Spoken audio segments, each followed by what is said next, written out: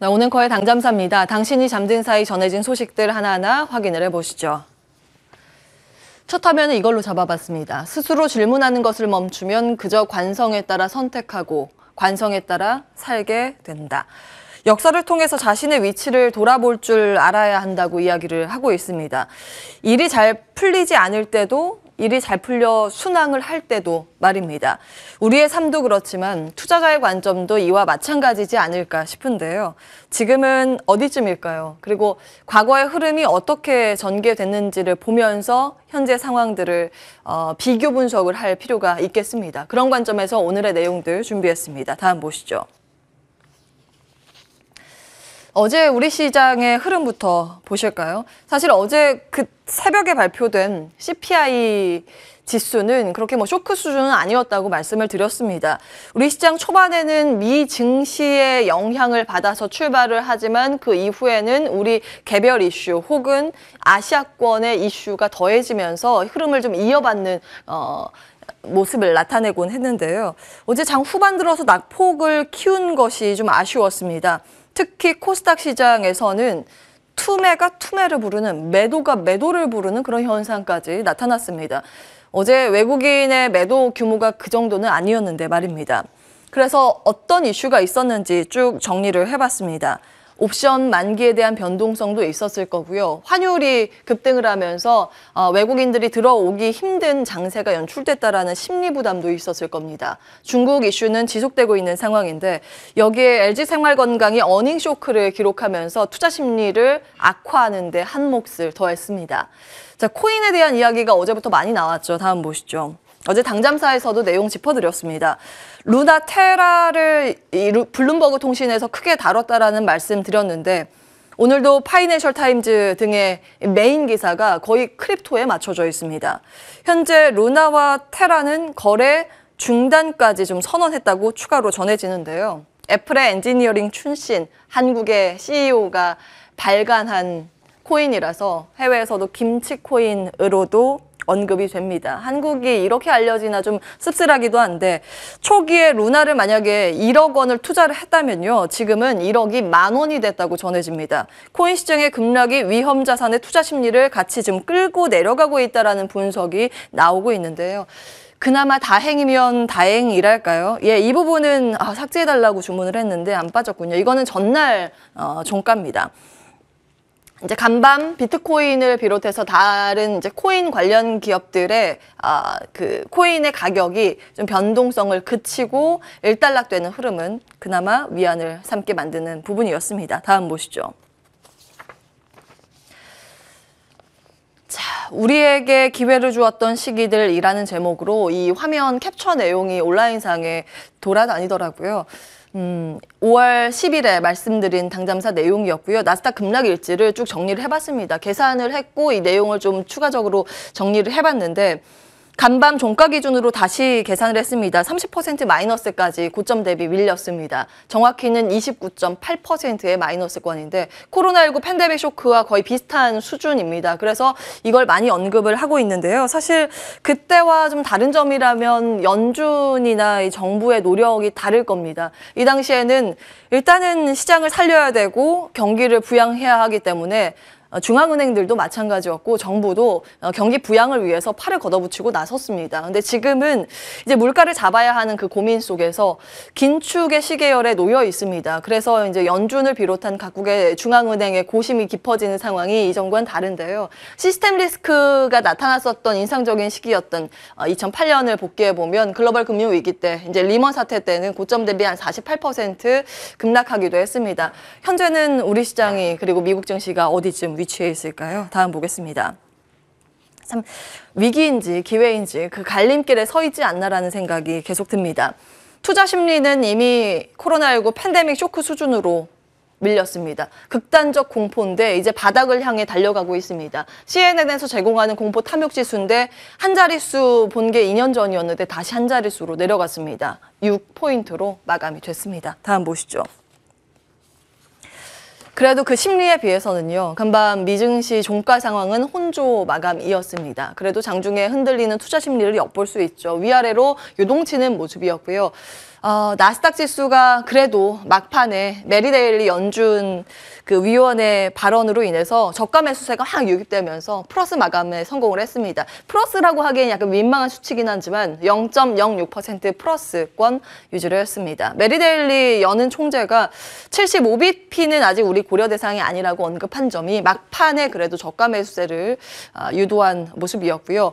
러셀 2000 지수의 상승폭이 이 중에서 가장 컸습니다. 아무래도 저가 매수세는 기존의 큰 종목보다는 좀 작은 종목, 중소형주 중심으로 유입된 것을 확인하실 수가 있고요. 러셀 2000 지수는 0.7%가량의 강세 마감에 성공했습니다. 다음 보겠습니다. 시장이 어느 정도 평온한 모습을 보였다고 하더라도 여전히 심리는 요동치고 있죠. 안전자산으로의 자금 유입이 지속되고 있는 흐름입니다. 이제 섣부른 판단이 위험하다라는 이야기가 나오는 이유이기도 한데요.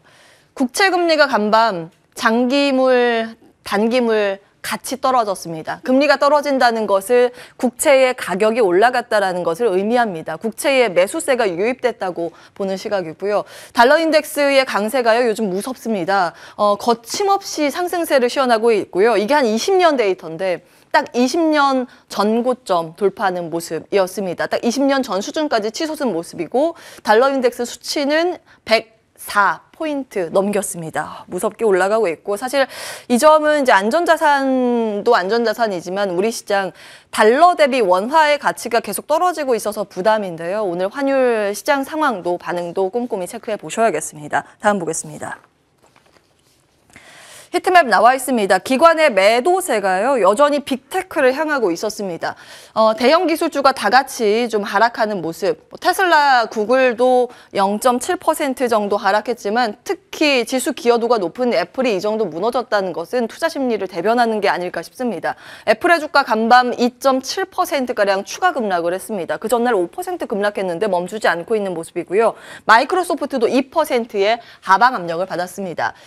금융주 들도 힘을 쓰지 못하는 모습이었고요. 유틸리티 섹터도 약세 흐름을 가져갔습니다. 그나마 이 중간쯤에 위치한 종목들 플러스 마감을 했는데 워낙 많이 빠져서 저가 매수 유입돼서 약간 고개를 든 정도 수준이었습니다. 그리고 좀 다른 점은 헬스케어 섹터이긴 한데 이것도 시장 방어주로 요즘 통용되죠. 다음 보겠습니다.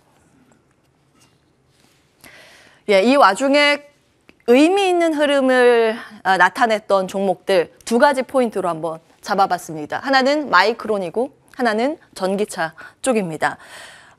일단 마이크론이 IR을 개최했습니다. 인베스터데이에서요. 가이던스를 낙관적으로 제시했습니다. 그러자 여전히 반도체의 성장성은 무너지지 않았구나라는 심리가 자리했습니다. 마이크론도 1% 이상의 강세였고 대형 반도체보다는 이제 소부장단이 훨씬 더 강했다라는 것을 확인하실 수가 있습니다. 그리고 아주 뜨겁게 시장에서 환호했던 반도체 섹터의 흐름은 아니지만 시장 대비 견조한 흐름을 보였다라는 점도 위안입니다. 그리고 테슬라 쪽은 사실 하락했습니다. 앞서 주가 약보합 마감됐다고 전해드렸는데 이건 개별 이슈의 영향이 컸습니다. 아래 좀 정리해봤는데요. 미국의 증권거래위원회에서 일론 머스크가 트위터 지분 보유 사실을 늦게 공시한 것을 가지고 지금 조사에 착수했다고 공식 발표를 했습니다. 규정이 허용한 것보다 10일 늦게 매수 규모를 공개를 했기 때문에 그 사이에 공개하지 않은 그 사이에 보다 더 많은 매수를 할 가능성이 높다라는 부분에 규정 위반이라고 이야기를 하고 있는데요. 그래서 미국 내에서 지금 논란이 거센 상황입니다. 트위터에도 테슬라에도 좀 악재로 해석되고 있지만 이걸 제외하면 나머지 전기차 시장의 성장은 괜찮다라는 심리가 드러났습니다. 리비안, 루시드, 니콜라 그동안 많이 빠졌긴 했지만 간밤 저가 매수세가 유입되면서 반등에 성공했습니다. 우리나라 2차전지 배터리 반응도 개장 중계하면서 흐름들 체크해드리겠습니다. 다음 보시죠. 지난 화요일에 당잠사에서 체크해드린 외신이죠. 미국의 전기차 공장 발표 임박하다고 말씀을 드리면서 바이든 대통령 방한 일정이 중요하다고 했는데 공식적으로 오늘 아침에 발표가 됐습니다. 바이든 방한 일정 이 미국의 조지아주 전기차 공장 설립을 발표할 거라고 공식 보도가 됐습니다. 다음 보겠습니다. 그래서 좀 다시 체크해 드릴 텐데요. 네, 이것도 지난번에 같이 보여드린 지도입니다. 알리바마와 조지아주에 같이 들어가 있는 자동차 기업들이 무엇이 있을까 지도를 통해서 확인해 보실 필요가 있다라고 말씀을 드렸었죠. 아틀란타시에는 기아 조지아 공장이 있고요. 알래바마 쪽에는 현대차 공장이 있습니다. 생산 차종 아래에 있으니까 참고해 보시면 되겠고요. 발표는 조지아주이긴 한데 지금 알리바마주 중심에 이 매수세가 관련주에 포착이 되고 있습니다. 지금 화신과 아진산업 이 두 종목 같은 경우에는 연내 최고치 어제 경신하면서 마감이 됐고요. 그때 이제 개장 중계하면서 출연자에게 점검을 받았을 때 언급이 됐던 종목들 화신과 아진산업뿐만 아니라 SL도 있었습니다. 이 점 참고해 보시면 되겠습니다. 이와 함께 같이 언급됐었던 자동차 부품주가 구형테크라는 점 참고해 보시면 되겠습니다. 다음 보시죠. 현대차만 있는 건 아닙니다. 그래서 관련 내용들 생각나는 대로 다시 좀 확장해서 기입을 해봤습니다. 바이든 방한 관련 관전 포인트인데 주요 미팅 기업들이 삼성, LG, SK, 현대차 등의 대기업이 되겠죠. 그리고 과거부터 사실 작년부터 이제 추정되는 내용들 계속 정리해 드렸었는데요. 이번에 구체화될 가능성이 높아지고 있습니다. 삼성은 아무래도 미국의 반도체 파운드리 공장 증설 계획이 있기 때문에 이 내용들이 조금 더 구체화되지 않을까라는 기대감이고요. LG와 SK는 배터리죠. 지금 미국과 합작법인을 설립하거나 그쪽에 증설 이슈가 있습니다. 이와 관련된 내용들 지속적으로 체크해 보실 필요가 있겠습니다. 현대차 는 조금 전에 발표 났다는 점 체크해 드렸습니다. 다음 보겠습니다. 예, 조금 전에 또 속보로 전해진 소식이라서 쭉 정리해 보겠습니다. 한국항공우주가 1조 원 규모의 말레이시아 경전 투기 사업 수주를 따냈다는 소식이 국내는 아니고 해외 매체를 통해서 지금 전달되고 있습니다. 인도네시아 매체에서 보도된 내용이고요. 경전 투기 사업비 절반 정도를 이제 파묘로 물물 교환 형식이라고 지금 전해지고 있습니다. 굉장히 특이하죠. 말레이시아 공군 경전투기 18대 도입 추진 소식이고 이 내용은 잠시 후에 따로 이제 연결고리로 생각의 확장으로 해서 정리를 해봤고요. 다음 보겠습니다. 그동안 좀 당잠사를 통해서 방산주에 대해서 언급을 많이 해드렸습니다. 이제 3월 4일에 당잠사에서 말씀드린 관련 사업 내용들 쭉 한번 다시 정리해 보시기 바라겠습니다. 천궁2에 대한 레이더 공급, 발사체 공급 이런 부분도 눈에 띄고요. 조금 더 있을 텐데 일단 이 정도 정리해 보시죠. 예, 그리고 오늘은 UAM 관련 이슈가 국내에 또 전달이 되기 때문에 이 점도 관련주에 반응이 있으면 잠시 후에 개장 중계하면서 볼 거고요. 마지막 보겠습니다. 이게 정말 특이해서 다시 한번 좀 생각을 해보고 정리를 해봤습니다. 경전투기 사업비 절반을 또 파묘로 물물 교환한다는 내용. 예, 이런 시대가 오네요. 과거에는 이제 무형자산의 시대가 개막하면서 여기에 굉장히 주목도가 높지 않았습니까? 물론 이게 전문 건 아니지만 이제 비교 우위를 따져봤을 때 유형자산에 대한 우리가 생각을 다시 해봐야 되지 않나라는 고민을 해봤습니다. 지금 거시적인 환경이 고물가, 고금리 환경이죠. 그래서 유형자산이 아무래도 무형자산보다 유리할 수 있다라는 관점에서 지속적으로 이 기업 입장은 가격 점가가 가능한가, 그리고 수요가 뒷받침이 되는가, 그리고 수출을 해서 환율에 대한 기대감도 안아갈 수 있는가에 대한 고민해보도록 하겠습니다. 유형제와 관련된 기업이 무엇이 있을까요? 계속해서 출연자들에게 점검을 받도록 하겠습니다. 온앵커의 당잠사였습니다.